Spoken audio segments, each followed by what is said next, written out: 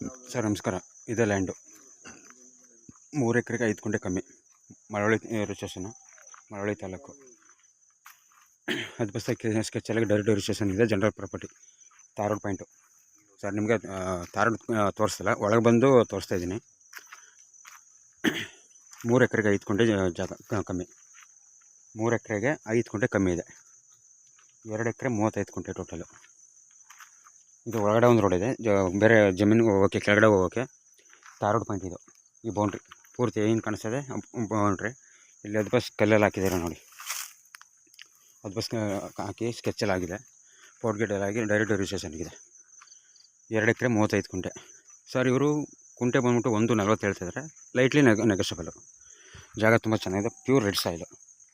ನೀರು ಸೋರ್ಸಸ್ ತುಂಬ ಚೆನ್ನಾಗಿದೆ. ಆದರೆ ಇವರು ವ್ಯವಸಾಯ ಮಾಡಿದ್ರೆ ನೀಲಗಿರಿ ಹಾಕ್ಬಿಟ್ಟಿದ್ದಾರೆ ಅಷ್ಟೇ. ವ್ಯವಸಾಯ ಮಾಡೋರು ಯಾರು ಇಲ್ಲ ಅಂತ ಅಂದ್ಬಿಟ್ಟು ನೀಲಗಿರಿ ಹಾಕಿದ್ದಾರೆ. ಜಾಗ ಮಾತ್ರ ತುಂಬ ಚೆನ್ನಾಗಿ ಸ್ಕ್ವೇರೇ ಬಾಕ್ಸ್ ಆಗಿದೆ, ಉದ್ದಕ್ಕೂ. ಅದು ಅಲ್ಲಿ ಬಾಗೆ ಮಾರಿ ಕಾಣಿಸ್ತಿದೆಯಲ್ಲ, ಅದೇ ತಾರೋಡು. ಇದು ಹಿಂಗೆ ಬರುತ್ತೆ, ಹಿಂಗೆ ಉದ್ದಕ್ಕೂ ಬರುತ್ತೆ. ನಿಮಗೆ ರೋಡ್ ಸ್ಪೇಸಿಂಗ್ ಬಂದ್ಬಿಟ್ಟು ನಿಮಗೆ ಒಂದು 250 300 ಅಡಿ ಸಿಗುತ್ತೆ ನಿಮಗೆ ರೋಡ್ ಸ್ಪೇಸಿಂಗ್ಗೆ.